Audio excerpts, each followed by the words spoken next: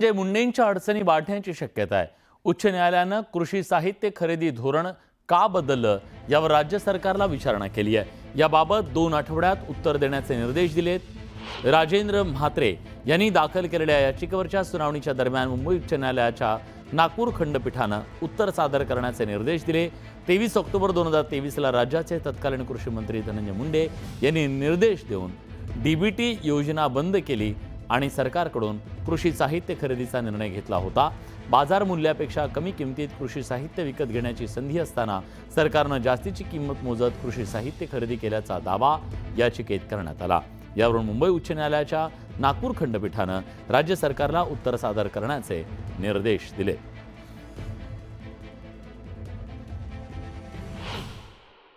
प्रचंड जीआरस बदलले आणि शासनाने 2023 मध्ये 103 करोड उरले आहेत म्हणून ते स्प्रे पंप घेण्यासाठी किंमत लावली। बाजार मूल्यांकन त्याचं 3625 रुपये, जेव्हा की बाजारात ते 2600 रुपयाला उपलब्ध असताना शासन फक्त पैसे खर्च करण्याच्या दृष्टीनं ही स्प्रे पंप जे शेतकऱ्यांना वापरायला मिळत असतात त्याची किंमत ही इतकी महाग लावून बाजारातनं जास्त किमतीत ती विकत घेऊन त्यांनी शेतकऱ्यांना लाभार्थ्यांना देण्यासाठी निर्णय घेतलेला आहे। या कमिशनर जे असतात ॲग्रिकल्चरल डिपार्टमेंटचे त्यांनी एक नोट लिहून दिलेली होती की ह्या कॉस्टमध्ये हे स्प्रे पंप आणि इतर इक्विपमेंट्स घेऊ नये, विकू नये। तरी देखील राज्य शासनाने मंत्री महोदयांनी नोट दिलेली आहे, त्याच्या आधारावर हे सगळं कार्यवाही करण्यात आलेली आहे। आणि याच्या अगोदर या स्प्रे पंपची किंमत शासनाने 1500 रुपये ठरवलेली होती। त्यानंतरही त्याची किंमत वाढून 2500 जरी झाली असली तरी आता शासन ते 3600 रुपयात शासन विकत घेऊन शेतकऱ्यांना फुकट वाटत आहे। ही अतिशय गंभीर गोष्ट असल्यामुळे शासनाच्या पैशाचा अपहार होत असल्याचं माननीय न्यायालयाने आपल्या आदेशात अपेक्षित केलेलं आहे।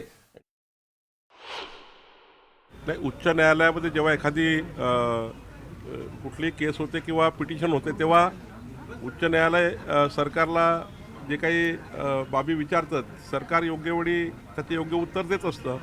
मला वाटतं की सरकार या ठिकाणी जे काही धोरण बदललं असेल किंवा जे काही काळाची गरज असेल सरकार त्याचं उत्तर देईल। राज्यामध्ये विधानसभा निवडणुका पार पडल्यानंतर मंत्र्यांचं खातेवाटप सुद्धा जाहीर झाले, मात्र अद्याप पालकमंत्री ठरवण्यात आलेले नाहीत। पालकमंत्र्यांसाठी जास्त वेळ म्हणजे पालकमंत्री पदासाठी जास्त वेळ वाट पाहण्याची आता गरज नाही। मुख्यमंत्री लवकरच निर्णय घेतील। पालकमंत्रीपद यासाठी कुठलाही पेच नसून युती असल्यामुळे सर्वांचं एकमत करावं लागतं। 26 जानेवारी पूर्वी पालकमंत्री मिळणार अशी प्रतिक्रिया चंद्रशेखर बावनकुळेंनी दिली, तर धनंजय मुंडेंबाबत सुद्धा बावनकुळेंनी प्रतिक्रिया दिली आहे। सरकार योग्य वेळी उत्तर देत असतं, सरकार जे काही धोरण बदलेल त्याचे सरकार योग्य उत्तर देईल असं बावनकुळे म्हणाले। राज्यात ज्या काही घटना घडतात त्याची आम्ही दखल घेत असतो।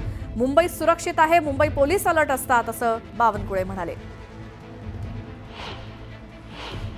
सर, अजून पालकमंत्री जाहीर झाले नाही, केव्हापर्यंत पालकमंत्री जाहीर होतील? फार जास्त वाट पाहायची गरज नाही आहे। माननीय देवेंद्रजी फडणवीस साहेबांचा तो मुख्यमंत्र्यांचा अधिकार आहे, पण मला असं वाटतं की 1-2 दिवसामध्ये हा निर्णय नक्की होईल।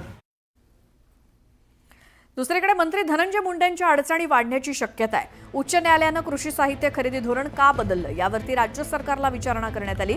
याबाबत 2 आठवड्यात उत्तर देण्याचे निर्देश दिलेत। राजेंद्र म्हात्रे यांनी दाखल केलेल्या याचिकेवरची सुनावणी या दरम्यान मुंबई उच्च न्यायालयाच्या नागपूर खंडपीठानं उत्तर सादर करण्याचे निर्देश दिलेत।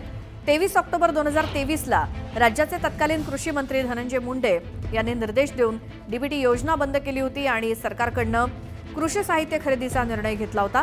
बाजार मूल्यापेक्षा कमी किमतीत कृषी साहित्य विकत घेण्याची संधी असताना शासनानं जास्तीची किंमत मोजत कृषी साहित्य खरेदी केल्याचा दावा याचिकेत करण्यात आलाय।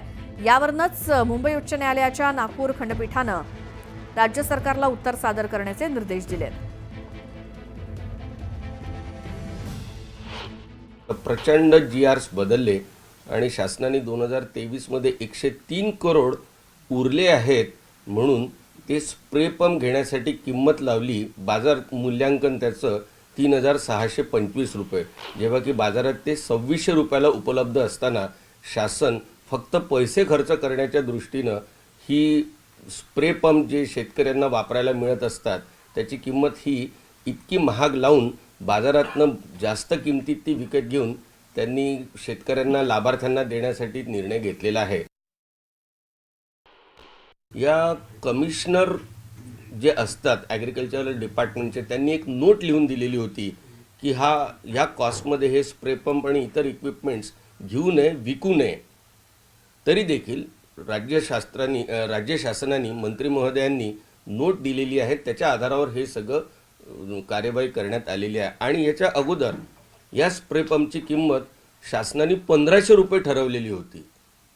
त्यानंतरही त्याची किंमत वाढून 2500 जरी झाली असली तरी आता शासन ते 3600 रुपयात शासन विकत घेऊन शेतकऱ्यांना फुकट वाटत आहेत.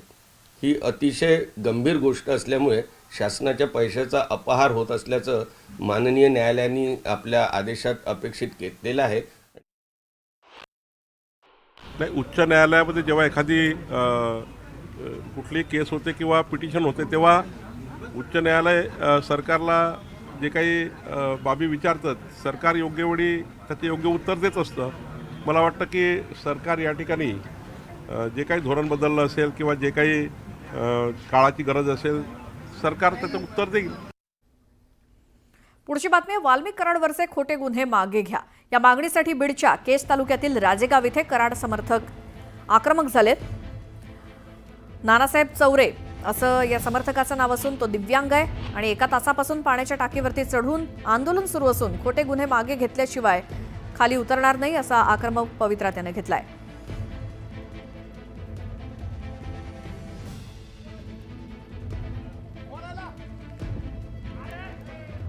बीडमध्ये वाल्मिक कराड समर्थकानं पाण्याच्या टाकीवरती चढून आंदोलन केलंय.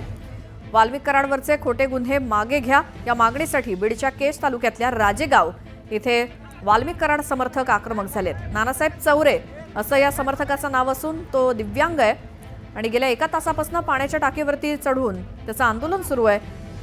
कराडवरचे खोटे गुन्हे मागे घेतल्याशिवाय खाली उतरणार नाही असा आक्रमक पवित्रा त्यांनी घेतलाय.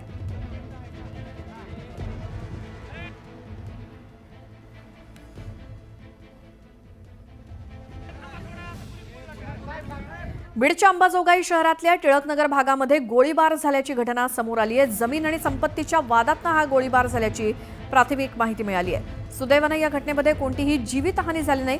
समोरच्या व्यक्तीला धमकावण्याच्या हेतूनं हवेत गोळीबार केल्याचं समजतंय, पण गोळीबाराची घटना समोर येताच परिसरात खळबळ माजली आहे.